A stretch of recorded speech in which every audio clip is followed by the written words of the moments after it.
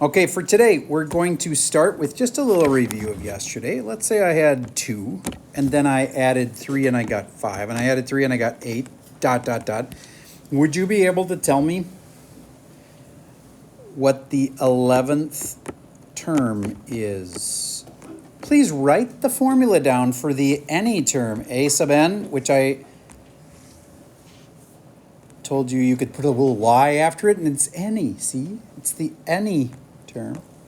A sub n equals, and hopefully you've got it memorized by now, and it involves, you always start with the start. So you put the start number there. See if you can go from there. I'm going to pause for a second and find me the 11th term in that sequence. Okay, did you know that it was 2 plus the common difference, which was 3, and then you go n minus 1 in here. And if I want the 11th term, you do 11 minus 1 in there. So that's 10 times 3 is 30 plus 2 is 32. Raise your hand if you add 32. Okay, good.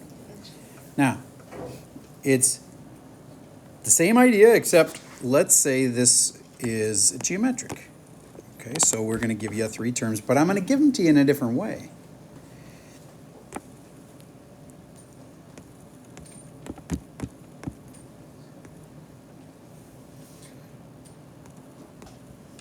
And I shouldn't use a summation symbol yet. That we're going to eventually get there, but I'm going to just go like that. That's a funny way to give you 3 terms, but I gave you an infinite number of terms by giving you that. So I'd like you to tell me the first 4 terms of that sequence.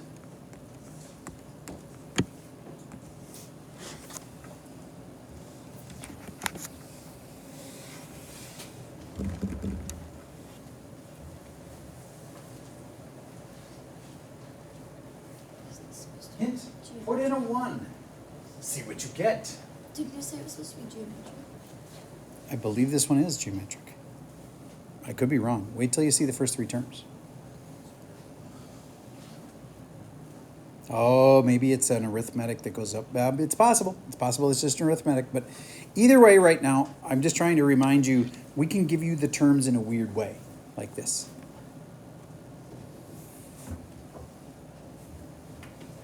Gwen, what's the first term you get? 7. All right. What's the second term you get? 10. And explain to people how you got the 10.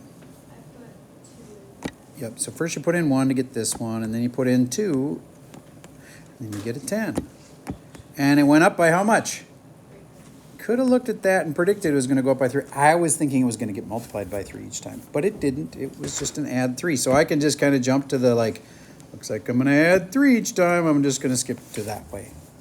Raise your hand if you had that was right. Okay, good. Now, if we did this, change this problem just a little bit, this is a whole new thing from 1 to 4. This looks similar to what we just had, but it's got this special summation symbol in there. I believe it's sigma, and it's one of the Greek letters. Doesn't matter. We're not going to test you on what that's called. It is sigma. Okay, and you're going to be adding up those 4 terms. Now, I can do that just because there's 4 fairly small numbers. I can do this in my head. I'm personally going to add this one and this one, which makes 20, and this one and this one, which makes 26. Grand total of 20 and 26 is 46. Yay, that's 46. What's the difference? We found 4 terms, but then we added them all up. Now, there is a way to do this when it changes to be like from 1 to 24, and you don't want to actually add 24 things, right? So there's a formula for that, which I'll teach you tomorrow. I'm just trying to set up tomorrow a little bit. All right. Now, let's give you one. I feel like you're warmed up enough now where you could do this. What's the 15th term of an arithmetic series? Now, they're describing it's all in words, but I just did a couple examples, so I'm hoping this won't be that bad. Try to do these 2 warm-up questions. I'll pause for a second and give those a try. Okay, let's see how you did. I'd be thinking the 15th term means n is 15, and it is. And the 15th term is the thing I want to figure out. So I want to figure out a sub 15. The first term is 24, so there's a 24 there. And a difference of negative 4 is right there. So then this is 14 times negative 4. And I take 24 plus 14 times negative 4. Ashana, what did you get for the first one? Negative 32. Anybody verify negative 32? Okay, good. All right. Noah, can you do the second one? Tell me what goes where.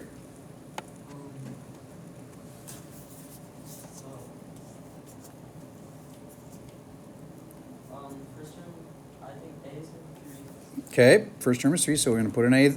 A is 3. I agree. Oh, if you're looking for the 11th term, 11 would be 10. Yes, so I'm putting an 11 here. A sub 11 is the 11th term. 11 minus 1 is 10. And don't I need to know something else? Well, the ratio is 2. That's the result. Yes, put a 2 there. So then did you have 3? And then 11 minus 1 is 10. 2 to the 10th. A sub 11 is going to be that. That's pretty big. What's 2 to the 10th? 1024, I think. 3 times that. 3072. Is that right? Okay, cool. All right. They get harder. Remember this page from before? This is exactly right out of yesterday's notes. Just to jog your memory, take a minute, and if I asked you to find all of those, you'd still be working for the rest of your life because there's an infinite number of them. So let's not do all of them. How about we just do 2 of them? Find me the first 2 terms of this. And before you finish the second term, I want you to think about what you'd expect it to be. Like I can look at that and I can know what's going to probably happen. I don't think I'm Okay, so let's go with Nick Boves. What'd you get for the first term and how'd you get it? I put 1 in for N. Put in 1 for n, and then 2 times 1 is 2 minus 1 is 1. And then, did you think about what you'd get for the next term? Well, it's 3. Okay, it's 3. But look back at least and figure out how could you have predicted that? Looking at it, like, it's being multiplied by 2 and minus 1, so Okay. just add 2 every time. Yeah. Looks like the net's going to be that you're going to add 2 every time. Okay, so this is an arithmetic, isn't it? So then, if I asked you for the 5th term, do you get we now have established it's an arithmetic and that it's plus 2, but there's 2 ways you could get it. The fast way and the slow way. The slow way, a sub n equals a plus blah, blah, blah, blah, blah. What if I want the 5th term the fast way? 5 times 2 minus 1. Yeah, you stick it in 1, right? Well, stick in 5, and you get the 5th term. Boom. So if you've got an equation like this, you can just do that. If you want the 5th term, stick in a 5. Okay. All right. This is where it gets hairier and scarier. I'm going to let you a challenge here, because I know some of you were like, this is so easy, Mr. Server. If these 1, 2, 3 terms are in a geometric sequence, as in you're multiplying by something to get from the one to the other, I'll tell you there's 2 different values that k could be and would make this be a geometric. Now, guessing and checking really doesn't get you anywhere. I mean, yes, you can eventually find it, but it's kind of really, it's just kind of a big waste of time. You could have found it in a formal, official, like logical way if you can write an equation for this. Do you get, in the end, we know our first term, don't we? Don't we know the first term? Yeah. And don't we know Do we know the common difference, though? Oh, wait, we don't have a common difference. We have a common ratio. We don't know the common ratio. I guess we'd have to solve for that. But is there some way to write an equation for this? Yes. Of course there is. And I'm going to see if you can do it without any hints. Then last hour I gave him a hint, and then I got like, I don't know, half the kids figured it out. But see if you can get this without me giving you a hint. Act like it's a test question, and you know you got to solve it. You got to find K. I'm just curious if this is like impossible for a kid your age to do, because nobody last hour could. Okay, so we are clearing out this fraction.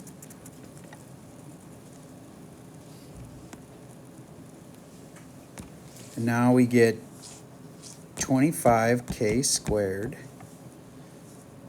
plus 20k plus 20k is 40k plus 16 k squared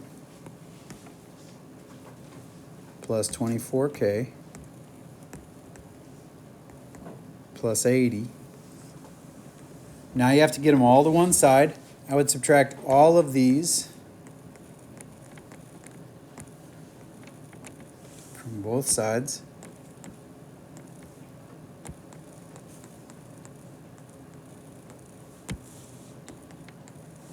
And then it'll be equal to 0. How do you solve a quadratic, Gwen? How do you solve the quadratic at the end? Do you remember?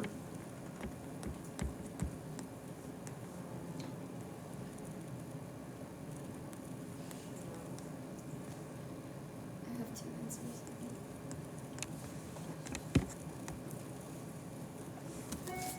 Let's go to my favorite sayings list. Oh, factors. Oh, Yeah. look at that. Okay, so Rachel, what comes out of all of them? Oh, You're not Rachel. no, I know. 4 does come out of all of them, but there's something bigger. Yes, sir. 8. 8 comes out of all of them. I'll save you some time. Once you factor that 8 out, then it's factoring again, and then you'll get 2 answers. See if you can do it. I'll pause for a second. Finish it off. I'm not. With a rare positive contribution, Whoa. he has come up with, that is positive 16. You're not To be tripping. fair, this Pausing. is wrong. All right, we solved this one. Got it down to, I just erased the factors, but we got 2 answers. Can you tell me the 2 answers, Owen? Did you write them down maybe? Huh? Oh, for the other one, it was 4/3 and then -2. 4/3 and -2. Okay, and that's because this factored one last time. Sorry, I just got behind on the video and I just wanted to catch up there. Okay, so can you write an equation for this one? The first and third terms add up to 40, and the sum of the second and the fourth terms add up to 96. So here's 1, 2, 3, 4 terms, and these two add up to 40, and these two add up to 96. That's a weird mix of a geometric but adding up to something.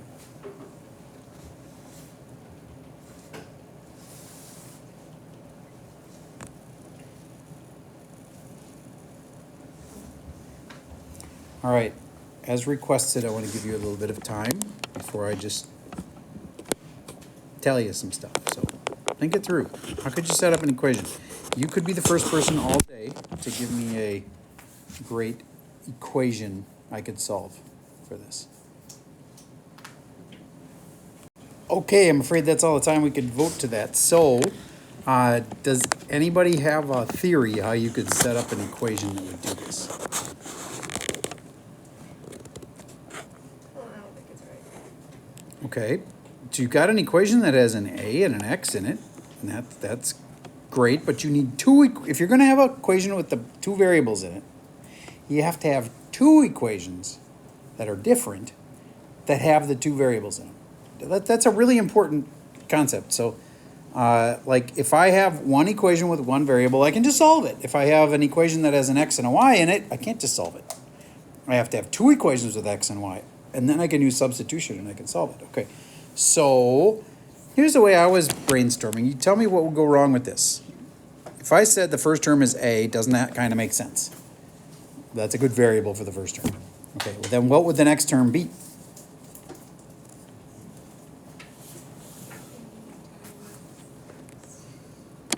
How about we use a letter that's more strategic than X? Yeah. Right? What would the next term be?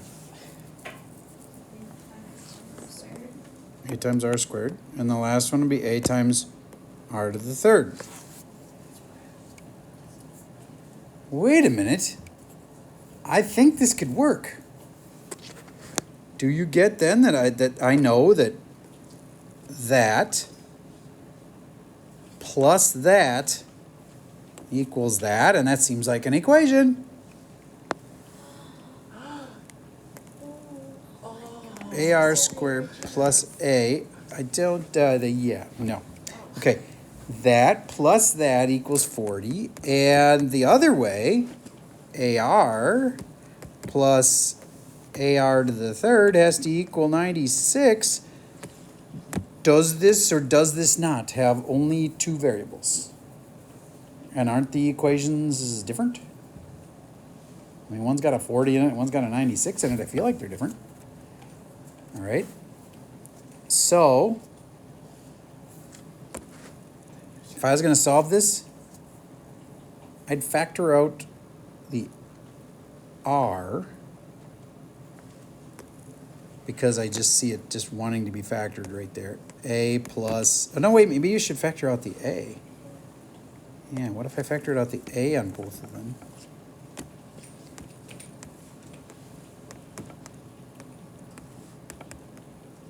And the other equation up here, factor an A out of that, and I'd have R squared plus 1 is equal to 40.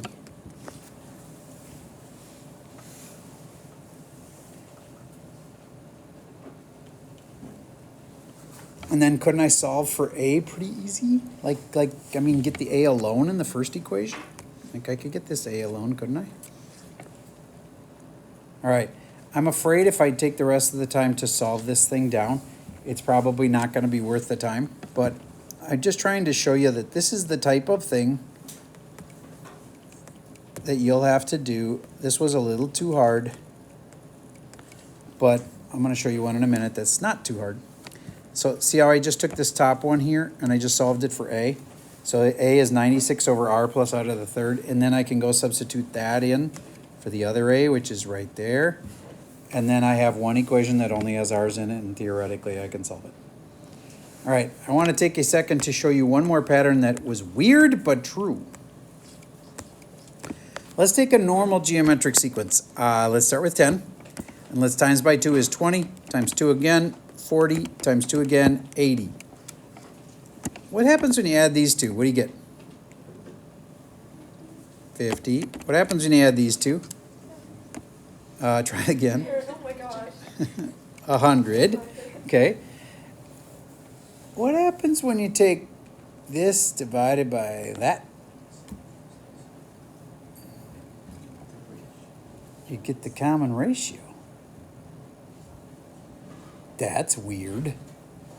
I wonder if that would work again. If I start with a 5 and I times it by 3, that's 15, times it by 3 again.